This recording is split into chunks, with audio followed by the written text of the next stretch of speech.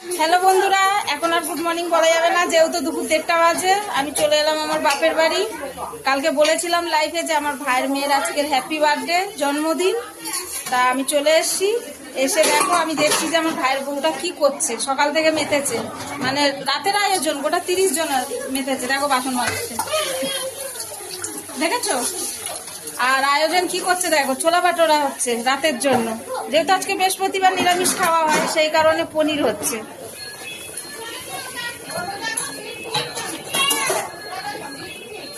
দেখেছো, কাবলি ছোলা দিয়ে পনির হচ্ছে। আর আসো, আমি দেখা করাচ্ছি আমাদের বার্থডে গার্লসের সাথে। হাই বার্থডে গার্লস, হাই বলে দাও সবাইকে। হাই বলো, হাই।